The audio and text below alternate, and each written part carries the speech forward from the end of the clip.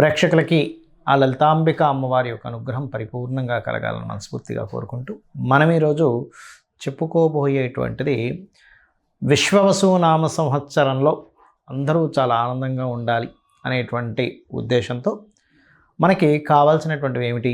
మంచి చక్కటి ఆరోగ్యం. మొట్టమొదటిగా ఆరోగ్యం కావాలంటే ప్రతి లగ్నము లేదా లగ్నం తెలియని మన రాశి వాళ్ళు ఏం చేయాలి? దాని తర్వాత ధనం మూలం ఇదం జగత్ కాబట్టి ధనం అందరికీ సమృద్ధిగా ఉండాలంటే ఏం చేయాలి? అదేవిధంగా ఒక చక్కటి గృహం కానివ్వండి, ఉద్యోగం కానివ్వండి, వ్యాపార సంబంధించినటువంటి విషయాలు కానివ్వండి, వివాహం కోసం చేసే ప్రయత్నాలు సక్సెస్ అవ్వడానికి కానివ్వండి, ఈ అంశాలు ఈ విశ్వవసునామ సంవత్సరంలో ఏ దేవీ దేవతల్ని ఆరాధిస్తే బాగుంటుంది. మరియు అదేవిధంగా ఎక్కడ ఇటువంటి విషయాల్లో రాంగ్ స్టెప్ పడకుండా ఏం చేయాలి అనేటువంటి అంశాలని చెప్తుంది నేనైనప్పటికీ కూడా చెప్పిస్తుంది సాక్షాత్ లలిత అమ్మవారిగా భావిస్తూ ఒక్కొక్క లగ్నం గురించి మరియు ఒక్కొక్క రాశి గురించి మనం తెలుసుకుందాం. సింహలగ్నము, సింహరాశి. సింహం వారికి కనుక చూసుకుంటే సర్వసాధారణంగా సింహం వారికి యూనిక్నెస్ ఎక్కువగా ఉంటుంది. అంటే నేను ఏం చేసినా డిఫరెంట్గా చేయాలి. 10 మందిలో ఉన్నా సరే వాళ్ళ యొక్క టీవీ కానీ వాళ్ళ యొక్క ఇది కానీ అందరికీ రాదంతా. అంటే అది లగ్నంలో శుభగ్రహాలు ఉంటే ఏ గ్రహమైనా అంటే ఏ లగ్నంలో మీరు జన్మించినా లగ్నాధిపతి వెళ్ళి కనుక పవర్ఫుల్ స్థానాల్లో వెళ్ళి కూర్చుంటే ఆటోమేటిక్గా 10 మందిలో మీరు యూనిక్గా కనిపిస్తారు. కానీ సింహలగ్నం వారికి న్యాచురల్గానే ఆ తత్వం ఉంటుంది.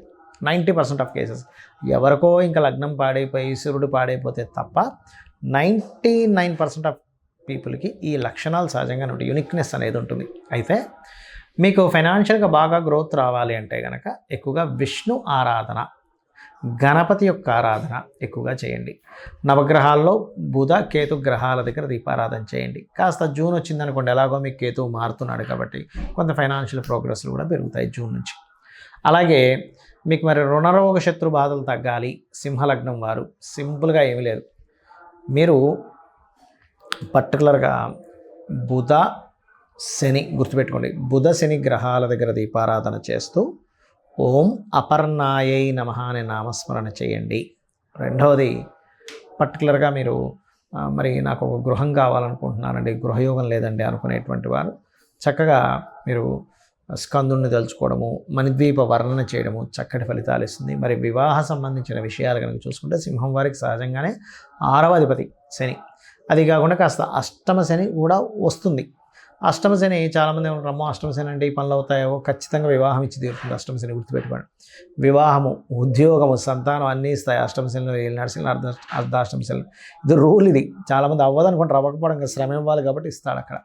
కాబట్టి అది కాకపోతే సహజంగానే సప్తమాధిపతి అష్టమం అనేటువంటిది ఏంటంటే కొంచెం ఎక్కువ శ్రమ పడాలి వివాహం సెట్ అవ్వడానికి, అంతేగాని మరొకటి ఏమీ కాదు. ఇక మీకు ఉద్యోగ సంబంధించిన విషయంలో అభివృద్ధి జరగాలి, ఉద్యోగాలు రావాలి అనుకుంటే పాయసాన్ని అమ్మవారికి నైవేద్యం పెట్టండి. మరియు దాంతోపాటు ఓం కనకాంగద కేయూర కమనీయ భుజాన్వితాయై నమః మరియు ఓం శ్రీమాతా శ్రీ మహారాజ్ని శ్రీమత్ సింహాసనేశ్వరి నమః చేయండి. అన్ని విధాలా మీకు బాగుంటుంది.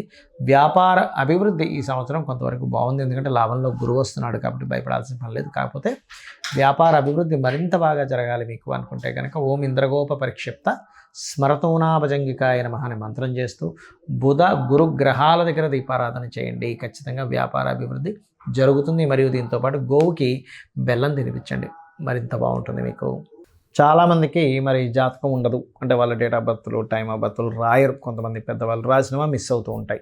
మరి అలాంటి వాళ్ళకి రాశి తెలియదు, నక్షత్రము లగ్నం ఏమీ తెలియదని మేమేం చేయాలి? ఒకటే గుర్తుపెట్టుకోండి. ఎందుకంటే వీళ్ళు అయోమయంలో ఉంటారు. ఏదైనా పని అవ్వకపోతే ఏళ్ళనాటి శని నడుస్తుందా, నా జాతకం తెలియదు కదా, సర్పదోషం ఉందేమో, లేకపోతే ఇంకోటి ఏదో బ్యాడ్ మహాదశ నడుస్తుందేమో అనుకుంటూ ఉంటారు. ఒకటే గుర్తుపెట్టుకోండి, మరి తెలియని వారు ఒక టెక్నిక్ పాటించి మీరు ఆ రోజుల్లో ఆ జాగ్రత్తలు తీసుకోవచ్చు. అలాగా మనకి మొత్తం వారానికి 7 రోజులు,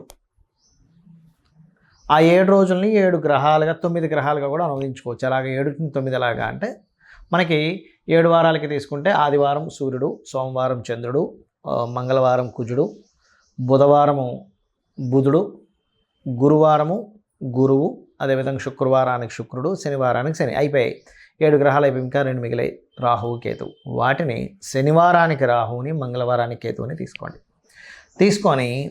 మీ జీవితంలో గనక కొంతమందికి చూడండి, పలానా రోజులే నాకు చాలా ఇబ్బందులు వస్తున్నాయండి, ఆదివారాలు అంటారు, సోమవారాలు అంటారు, శుక్రవారం నాకు కలిసి రాలేదంటారు. ఎందుకు అంటే పర్టికులర్గా మీకు జాతకం తెలియదు, కానీ మీ జన్మజాతకంలో ఆ గ్రహం బాగుండకపోయి ఉండొచ్చు. అందుకని మీరు ఏం చేస్తారు, మీకు ఏ రోజులైతే ఇబ్బందులు వస్తున్నాయో ఆ రోజులు ప్రత్యేకంగా ముఖ్యమైనటువంటి అన్ని పనులు అనట్లేదండి, నిత్యం చేసే జాబులు బిజినెస్ల గురించి మాట్లాడట్లేదు.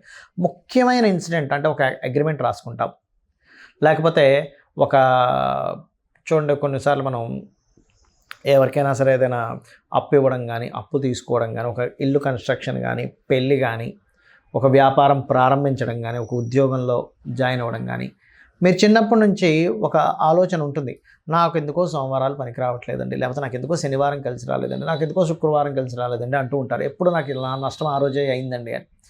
అలాంటివి అవాయిడ్ చేయండి, చాలా సింపుల్. ఎందుకంటే మీకు ఆ ప్లానెట్ ఆ రిజల్ట్స్ ఇస్తున్నప్పుడు ఆ రోజుల్లో ప్రారంభించడం మీకు మంచిది కాదు, ఇది బాగా అర్థం చేసుకోండి. ఇక రెండవది ఏమిటంటే, ఇక్కడ వీటితో పాటు మీరు చేయవలసినటువంటిది, మీ జాతకం తెలిసినా తెలియకపోయినా మీకు పుణ్యము పెరిగి ధనప్రాప్తి కలగాలి అంటే లలితా సహస్రనామాల్లో ఓం సంపత్కరీ సమారూఢ సింధుర వ్రజసేవితాయే నమః, లేదా ఓం ధర్మాధ్యక్ష ధనాధ్యక్ష ధన ధాన్య వివర్ధనియే నమః చేయండి. అద్భుతంగా రిజల్ట్స్ వస్తాయి. అలాగే మరి ఏమండి, నాకు చాలా అప్పులు ఉన్నాయండి, నా జాతకం తెలియదు, ఏ గ్రహానికి చేసుకోవాలో తెలియట్లేదు అంటే సింపుల్గా ఏమీ లేదు. బుధవారాలు బుధగ్రహానికి, కేతుగ్రహానికి, కుజగ్రహానికి దీపం పెట్టి చక్కగా మీరు రోజుకొక్క అరగంట సేపు కనీసం ఓం అపర్ణాయే నమః అని చేస్తూ ఉండండి. చేస్తూ ఉంటే మీ యొక్క లైఫ్లో నేనేమి చేస్తే ఈ అప్పు తీరుతుంది, నేను ఎట్లా ప్రోగ్రెస్ అయితే నాకు ధనాదాయం పెరిగి ఈ అప్పుని నేను తీర్చగలుగుతాను అనేటువంటి ఒక ప్లానింగ్ అనేటువంటిది మొట్టమొదటిగా అమ్మవారు మీకు ఇవ్వడం జరుగుతుంది. ఇక అదేవిధంగా మరి జాతకం లేదు కానీ వివాహ సంబంధాలు ఏమో కుదరట్లేదని బాధపడుతూ ఉంటారు. జాతకం ఉన్నా లేకపోయినా ఒకటే గుర్తుపెట్టుకోండి, వివాహం కుదరట్లేదంటే మీకు 3 పాయింట్లు. మీకు లేట్ మ్యారేజ్ యోగం ఉంటుంది, లేదా సమయం ఇంకా రాలేదు. ఇప్పుడు ఉదయం 6:30కి సూర్యోదయం, నేను రాత్రి 10 గంటల నుంచి 10 గంటలకు ఒకసారి, 12 గంటలకు ఒకసారి, 2 గంటలకు ఒకసారి, 3 గంటలకు ఒకసారి ప్రతిసారి తలుపులు తెరిచేసి ఈస్ట్ వైపు సూర్యుడు రాలేదని బాధపడడం వల్ల అర్థం లేదు.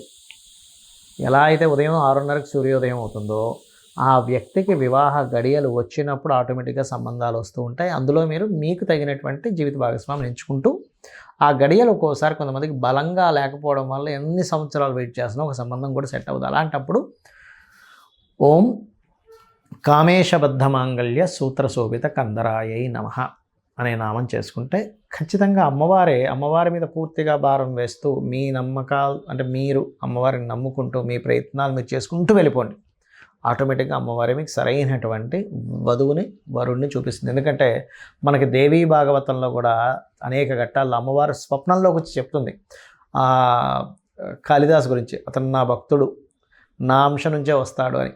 అదేవిధంగా చాలా దేవీ భాగవతంలో ఉండేటువంటి చాలా వృత్తాంతాల్లో పలానా వ్యక్తులకి కల్లోకి వచ్చి చెప్పడం, ఇది చేయమని చెప్పడం అనేటువంటిది ఉంది. అంటే ఏమిటి, అమ్మవారిని ఎవరైతే నమ్ముకుంటారో, భక్తి శ్రద్ధలతో ఎవరైతే చేస్తారో వాళ్ళని చెయ్యి పట్టుకొని నడిపిస్తుంది. అయితే మీకు అనిపించవచ్చు, ఏమంటే అమ్మవారి భక్తి శ్రద్ధలు ఉన్నాయి కానీ ఎక్కడో మాకేదో కష్టం వస్తుందండి అంటే, ఇంకా పెద్ద కష్టం రావాల్సినటువంటిది చిన్న కష్టంతో అమ్మవారు తీస్తుంది. అది మనకి తెలియక చిన్న కష్టాలు కూడా, అయ్యో కష్టాలు వచ్చేస్తున్నాయి, నేను రోజు పూజ చేస్తున్నాను, రోజు సంధ్యావందనం చేస్తున్నాను అనుకుంటారు. అంతకంటే ఒక 100,000 రెట్లు పెద్ద కష్టం రావాల్సింది తీసేస్తుంది. లేదా కొన్నిసార్లు అమ్మవారు ఏం చేస్తుందంటే, ఇంకా ఈ జీవుడికి ఈ జన్మచక్రంలో తిరగడం అనవసరం అని చెప్పని ఏదైతే ఉందో ఈ జన్మలోనే ఇప్పుడుండే పీరియడ్లోనే అన్నీ కంప్లీట్ అయిపోయేలా చేయించేస్తుంది కూడా. అది మనకు తెలియక అజ్ఞానంలో, అయ్యో నాకు ఇంకా కష్టం ఉంది ఏంటి, నేను ఇంకా ఇబ్బంది పడుతున్నానేంటి, అసలు భగవంతుడు ఉన్నాడా లేడా, ఇలాంటివన్నీ మనం పెట్టేసుకుంటూ ఉంటాం.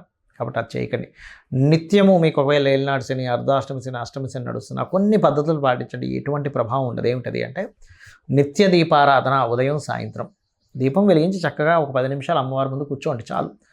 అమ్మవారిని స్మరణ చేయండి, శ్రీమాత్రే నమః సరిపోతుంది.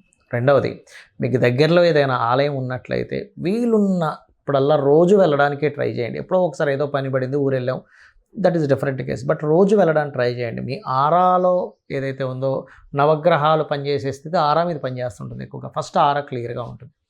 మూడవది, దేశీవాలి గోవుల సంరక్షణకి పాటుపడండి. గోవులకి ఏదైనా తినిపిస్తూ ఉండండి.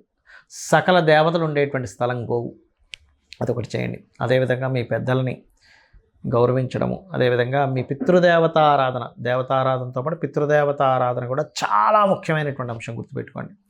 చేయండి. 100% మీకు ఫలితం పాజిటివ్గా వచ్చి తీరుతుంది.